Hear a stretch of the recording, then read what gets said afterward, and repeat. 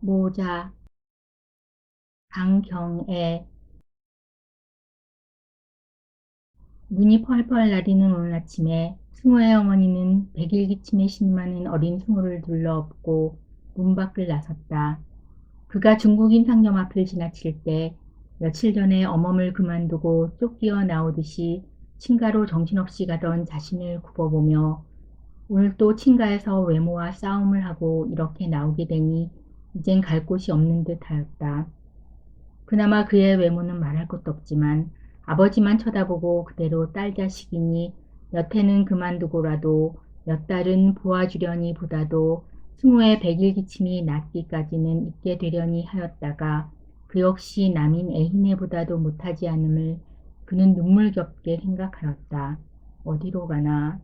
그는 우뚝 섰다. 사람들은 부절히 그의 옆으로 지나친다. 그는 멍하니 하늘을 쳐다보면서 이제야말로 원수같이 지내던 시영네 집에 나봐 머리 숙여 들어가지 않을 수가 없었다. 그렇게 생각하고 나니 자신은 도수장에 들어가는 소 모양으로 온몸이 부르르거리고 차마 발길을 떼어놓을 수가 없었다. 그러나 한편으로 생각하면 비록 그의 남편은 죽었지만 남편의 뒤를 이을 이승우가 있지 않은가. 이승우야말로 친가에서보다도 시영네 집에서는 유리한 조건이 되지 않는가. 조카 자식도 자식이지. 오냐 가자 하고 그는 억지로 발을 떼어놓았다. 더구나 시영네는 방금 약방을 펼쳐놓고 있으니 들어가기가 어려워서 그렇지 그가 들어가기만 하면 승우의 이 기침도 곧 나아질 것 같았다. 그는 용기가 났다. 아무러한 모욕을 주더라도 꿀꺽 참자 하고 느려지는 발길에 힘을 주었다. 그러나 동서의 그 낚시눈과 시영의 호박씨 같은 눈이 자꾸 그의 발길을 돌리려고만 하였다. 만주사변 전만 하여도 시영이 자기의 남편을 하늘같이 떠받치었으며 그래서 자기들까지도 시영이 군말 없이 생활비를 대주었던 것이나 일단 만주사변이 일어나고 그리고 이 용정사회가 돌면하면서부터는 시영도 마음이 변하여 끔찍하게 알던 그 아우를 밤낮으로 욕질을 해가며 역시 자기네 모자를 한결같이 대하였다. 그래서 일체 생활비도 대주지 않는 까닭에 승호의 어머니는 남의 어멈으로 들어가게 되었던 것이다. 그리고 특히 1년 전에 남편이 객지에서 죽었다는 기별이 왔을 때 시영은 오히려 좋아하는 눈치를 보였기 때문에 승호 어머니는 있는 악이 다 치밀어서 큰 싸움을 하게 되었으며 그 후로는 아주 발길을 끊고 말았던 것이다. 그런데 오늘 이렇게 그가 머리 숙여 들어간 데야 시영네 내외가 물론 덜 좋아할 것을 뻔히 아는 터이고 해서 그는 이렇게 주저하고 망설이지 않고는 견디지 못하였다. 가만히 엎드려 있던 승우는 갑자기 머리를 들며 그 몹쓸 기침발을 또 내어놓았다. 그리고 기침에 못 이겨서 숨이 꼴깍 넘어가는 소리를 한다. 그는 얼른 승우를 앞으로 돌려 안으며 승우의 보리에 볼을 맞대고 몸을 부르르 떨었다. 승우야 아가. 그는 안타까워서 이렇게 부르르 승우의 입에 그의 입술을 대고 입김을 흠뻑 빨았다. 그것은 아들의 백일 기침이 자기에게로 옮아오고 말았으면 하는 생각으로 그는 언제나 승우가 기침을 내놓을 때마다 이렇게 하곤 하였다. 그리고는 승우가 기침한 지가 한참이 지나도록 하지 않으면 그가 입김을 가짜른 효과가 나는가 하여 가슴을 태우다가 번번이 그 기침발을 또 만나곤 하였던 것이다. 승우의 기침이 좀 진정된 뒤에야 그는 다시 걸었다. 어느덧 시영네 담무틈으로 들어섰다. 그는 멈칫섰다. 시영이 왜 왔느냐고 물으면 뭐라고 하나. 살러 왔습니다. 그러나 뭘 하나. 그만 잠자코 있을까? 아니, 어멈 그만둔 것은 말해야지. 그러나 그 집에서도 모른다면 어쩌나. 그는 어떤 지하에나 떨어지는 듯 아찔하여 그만 돌아섰다. 차라리 그렇게 될 바에는 아예 들어가지도 말았으면 하였다. 그러나 그러고 보니 갈 곳이 없다. 그만 오늘 밤에나 누구네 집에 가서 자고서 눈이나 그치거든 어디로든지 갈까? 그때 애인의 집에서 쫓겨 나오던 광경을 머리에 그리며 남이야 다 같이 누가 우리 모자를 하룻밤인들 재울 쏘냐. 이 몹쓸 기침에 걸린 우리 승호를 나 이외에 누가 좋다고 할 사람이 어디 있어. 그나마 자식값에가니 그래도 시험이 낫겠지. 가서 말이나 해보자. 설마 한들 내쫓을까? 그는 다시 발길을 옮겼다. 발길은 점점 무거워오며 자꾸 망설이게 된다. 그리고 송어가 시험과 마주 앉아 이야기할 때 그 기침을 하면 어쩌나. 그래서 다소 불쌍한 마음이 들어 집에 두려고 했다가도 그만 그 기침에 놀라 딱 잡았대면 어떻게 하나. 좀 기다려서 승호가 기침을 한 후에 들어가야지. 그는 우뚝 서서 승호가 기침을 하기를 고대하였다. 이렇게 바람이 차고 눈 오는 날에 밖에 오래 있는 것이 승호에게 해롭다는 것을 모르는 것은 아니지만 그는 이렇게 망설이며 가슴을 졸이지 않을 수가 없었다. 승호야, 너 큰아버지 앞에서 기침을 참아야 한다. 그래야 한다. 자는 듯이 엎드려 있는 승호의 등을 가볍게 두드리며 이렇게 애원하다시피 하였다. 그는 멈칫섰다. 시험낸 눈이 눈에 선뜻 띄었던 것이다. 그리고 새로 페인트 칠을 한 시험내 대문은 그가 오래간만에 왔다는 것을 말해주는 듯 그는 뛰는 가슴을 쥐며 또다시 망설였다. 그때 벼랑간 문이 열리며 H보통학교 교사로 있는 시영의 딸이 앞뒤를 보며 나온다. 그는 흠칫하여 물러설 때 아이 작은 어머니 오래간만이네. 눈같이 흰 얼굴에 부드러운 외투 깃털이 살짝살짝 스친다. 잘 있었니? 그는 질려만 보아도 머리가 숙여지며 말문이 꼭 막힌다. 어서 들어가요. 승호는 좌우. 질려는 곁으로 오는 채 하더니 도로 물러선다. 나 저기 다녀올게, 작은 어머니. 어서 들어가요. 나 오기 전에 가면 못 써요, 작은 어머니. 진려의 음성은 몹시도 명랑하였다. 그때 그는 진려를 붙들고 이런 사정을 해볼까 하는 생각도 들었으나 진려는 말을 마치자 생긋 웃어 보이고 돌아서 간다. 그는 하는 수 없이 문 안으로 들어섰다. 신발 소리를 들었음인지 맞동서의 낚시 눈이 유리창으로 나타난다. 그는 얼굴이 화끈달며 마치 원수를 대하는 듯 하였다. 이거 웬일이여? 자네가 우리 집에 올 때가 있나? 이더지를 드르르 열고 바라보는 동서는 운연중에 노기를 띄우고 그를 대하여 준다. 그는 아무 말 없이 방으로 들어가 앉는다. 양내가 물컥 스치며 훈훈한 방 기운이 그의 단 볼 위에 칵 덮어 씌운다. 그는 승호가 기침을 할까 하여 누더기를 승호 머리까지 뒤집어 씌우고 앉아서 가슴을 졸였다. 그래, 돈벌이 한다더니 돈 많이 모았겠구먼. 사람이 못 쓰느니. 자네 아직도 자네가 옳게 한 것 같은가? 동서는 장죽을 당기어 담배를 담는다. 잘못했어요. 그리고 말이지, 싸울 때는 혹 싸웠더라도 성이 가라앉으면 잘못했다고 빌어야 하는 게지. 그래, 1년이 넘도록 발길을 하지 않으니 아랫사람으로 윗사람 대하는 법이 어디 그런가? 잘못했다는 말에 동서는 성이 좀 풀린 모양인지 이러한 말을 한다. 그는 목을 놓아 울고 싶은 것을 겨우 진정하며 자신의 마음이 참말 좁은 것 같았다. 그는 감격하였다. 옥방에서는 중국인이 약을 사러 왔는지 중국인의 음성 틈에 시영의 국달한 음성이 들린다. 그는 동서가 성이 좀 풀린 뒤 모든 것을 탁 털어놓고 사정하리라 하였다.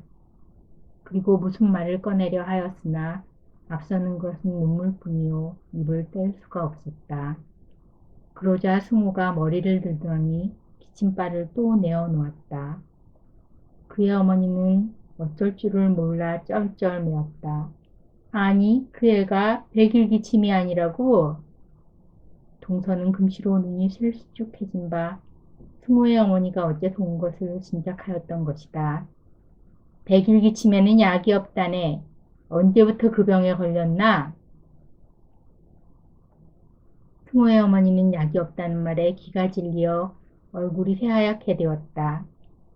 그러면 승호는 죽는 수밖에 없구나 하는 생각이 그의 머리를 아득하게 하였던 것이다.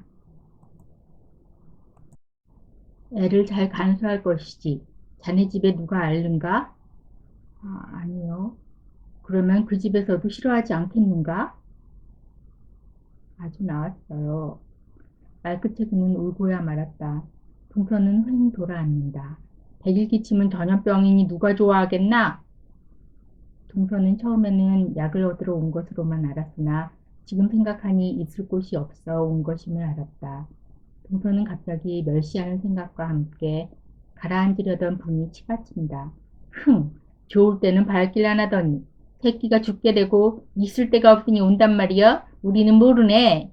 아, 자네 왜 그리 기세 좋게 떠들고 나가더니 1년이 못 되어 돌아오는가? 우리는 그런 걸 못 봐. 자네 친정집 있지? 그리로 가든지 시집을 가든지 우리와는 그때부터 일면 끊지 않았나? 담뱃대로 재터리를 탕탕 친다. 승우의 어머니는 볼을 쥐어박힌 듯 온 얼굴이 안 아픈 곳이 없었다. 그는 입술을 꼭 다물어 다시 한번 사정하리라 하였다. 어쩌겠습니까? 한번 용서하십시오. 흥, 용서? 용서라는 게 몇 푼짜리 가는 게야? 우리는 몰라.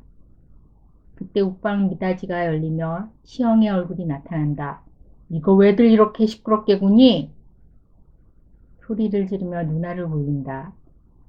글쎄 생전 면대하지 않을 것 같이 굴더니 새끼가 병들고 있을 곳이 없으니 또 와꾸려? 듣기 싫어. 시영은 소리를 냅다 지르며 미닫이를 도로 닫는다. 그나마 실끝같이 믿었던 시영조차도 저 모양이다. 그는 벌떡 일어났다. 잘들 살아요. 그는 미친 듯이 밖으로 나왔다. 그는 정신없이 행길까지 나왔다. 눈은 여전히 소리 없이 푹푹 쏟아진다. 그는 우뚝 섰다.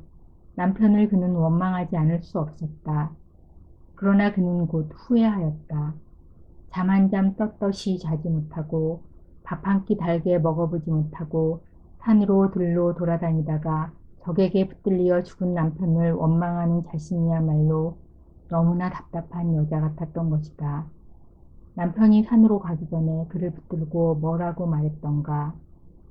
우리는 아무리 잘 살고자 하나 잘 살 수가 없다고 하던 남편의 말이 그때는 무슨 말인가 하였으나 그가 살아올수록 남편의 말이 옳은 것 같았다.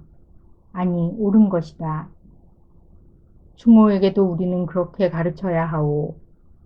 남편의 말. 아, 그 남편을 잃은 자신은 어떻게 해야 좋을까? 남편이 살았을 때는 아무러한 고생을 하여도 그래도 희망이 떠나지 않더니 지금에야 그는 무슨 희망이 있으랴. 그저 앞이 캄캄할 뿐이었다. 그는 우뚝 섰다. 이런 생각을 하니 그런지 남편의 그 눈, 그 입 모습이 자꾸 떠올라서 그는 소리쳐 울고 싶었던 것이다. 그는 떨어지는 눈송이를 멍하니 바라보았다. 그리고 저 눈송이가 혹시 기침에 약이 되지 않을까 하는 생각에 넙적넙적 입을 벌리고 눈송이를 받았다. 그때 그는 시영네 방에서 맞댄 양내를 얼핏 생각하며 혀끝이 섬뜩해지는 눈송이를 느꼈다. 그리고 무정하게 말하던 동서의 말이 떠올라 그는 눈을 무섭게 떴다. 다음 순간에 그는 승우가 이 몹쓸 바람을 쐬어서 더 기침을 하게 되면 어쩌나 하는 불안에 그는 머리에 썼던 수건을 벗어 승우를 씌웠다. 그리고 걸었다. 어디로 가나? 아무데라도 가지. 그는 용정만 벗어나자 인심이 야박한 이 용정. 이 용정만 떠나면 자기네 모자와 같은 이러한 공경에 있는 사람들이야말로 자기네 모자를 박대하지는 않을 것 같았다. 이렇게 생각하고 나니 남편이 처음 떠나노라는 그 산이 문득 생각이 난다. 아니, 어딜 가세요? 글쎄 말이나 해요. 그의 안타까워 묻던 말. 남편은 묵묵히 앉았다가 산으로 가오. 남편의 말. 어느 산?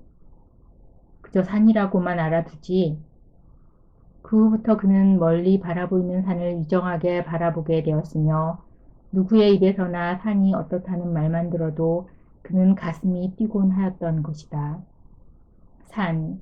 남편은 필시 어느 산인지는 모르나 산으로 갔을 것만은 틀림없었고 그래서 죽는 때까지도 산에서 산으로 옮겨 다니다가 X에 붙들렸을 것이라 하였다. 그는 눈을 들었다. 눈송이에 묻혀 잘 보이지 않는 저 산. 꿈같이 아득히 보이는 저 산. 자기네 모자는 산으로 갈 곳밖에 없는 듯하였다. 가자 승호야, 아버지를 따라. 그는 흥분에 겨워 이렇게 말하였다. 그렇게 생각하니 그런지 저 산에 가면 남편의 해골이나마 대할 것 같고 그리고 죽으면서 자기네 모자에게 남긴 말이나 얻어들을 것 같았다. 그는 힘이 부쩍 났다. 눈송이는 그의 타는 듯한 볼에 떨어지고 또 떨어진다. 한참 후에 그는 휘휘 돌아보았다. 보이는 것은 이 눈에 묻힌 끝도 없는 들뿐이요. 아무도 없는 듯하였다. 오직 자기네 모자와 그나마 자기네 모자로 하여금 희망을 가지게 하는 산뿐이었다. 그러나 그 산은 웬일인지 앞으로 가면 갈수록 아득해 보일 뿐이다. 그리고 보니 그의 얼굴도 눈바람에 부딪혀 못 견디게 쓰리고 아팠다. 따라서 그의 정신에 활활 붙는 듯하던 열도 흔적도 없이 사라지고 자기는 쓸데없는 환영을 쫓고 있었다는 것을 그는 후회하면서 돌아보았다.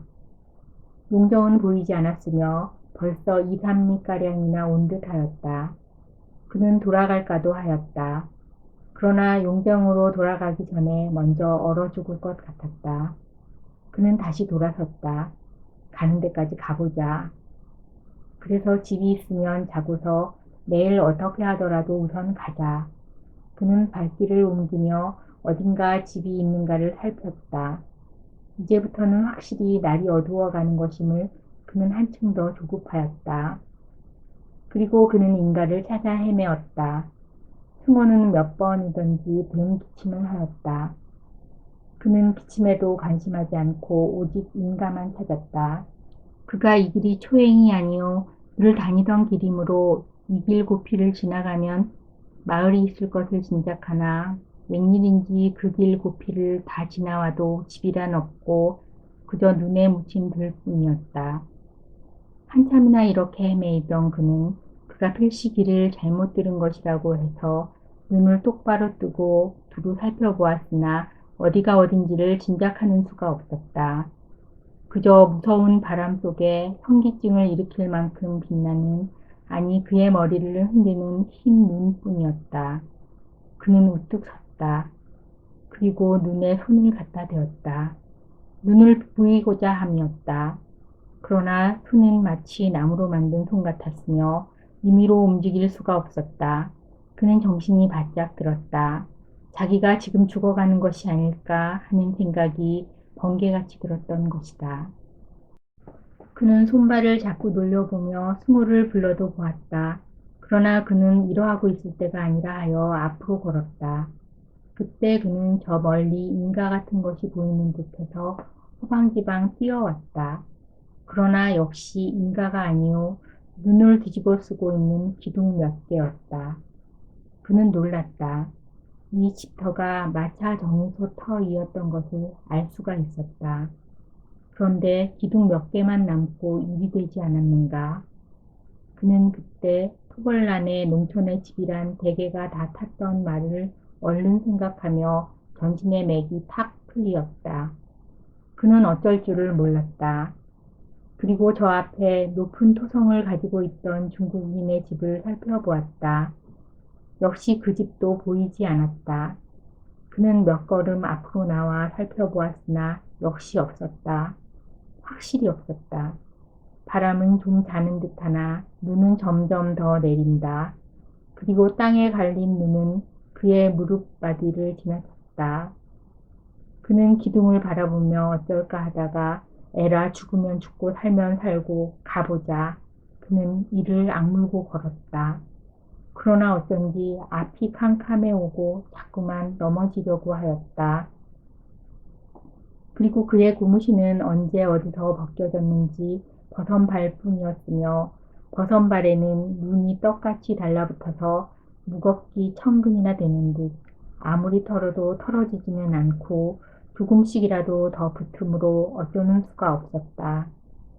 그리고 머리와 눈썹 끝에는 눈가루가 허옇게 불리었으며 입술에도 역시 그랬다. 그는 다름질 쳤다. 그의 생각만이 다름질 뿐이요. 그 자리에 그냥 서 있었다. 그는 갑자기 허전해지며 스르르 미끄러지자 눈이 눈으로 코로 입으로 막 쓸어들며 숨이 콱 막힌다.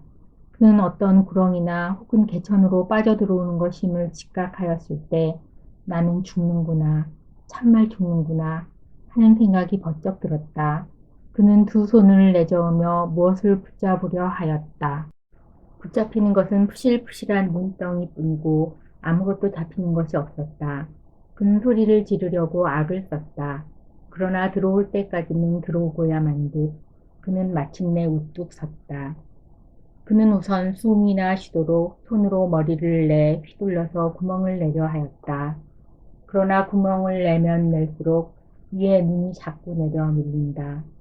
그때 그는 갑자기 승호가 이 눈에 묻혀서 그만 죽었는가 하여 승호를 붙들고 승호 편을 머리로 자꾸 받아서 구멍을 내놓았다. 눈은 머리털을 밑으로 세워서는 차디찬 물로 변하여 그의 먹덜미로 뱀같이 길게 따라 내려온다. 그는 이 물이 승호에게로 새어 들어갈까 하여 그의 저고리 깃에 스며들도록 목을 좌우로 내어 저었다. 그러나 물줄기는 이리저리 스며들어간다. 그는 맥이 탁 풀렸다. 그리고 우리 모자가 참말 죽는구나 하고 다시 한번 생각되었다. 그때 그는 남편의 죽음을 생각하였다. 그가 죽게 된 것은 이 눈 속에서 헤어나오지 못함도 아니오. 바닷속에서 혹은 어떤 구렁이나 개천이 아니다. 우리는 아무리 살려고 해 가진 애를 다 써도 결국은 못 살게 되고 또 죽게 된다. 남편의 말이 옳다. 그가 살려고 얼마나 애를 썼던가. 그래도 사람이 산 이상이야 살 수 있겠지. 설마 한들 죽을까.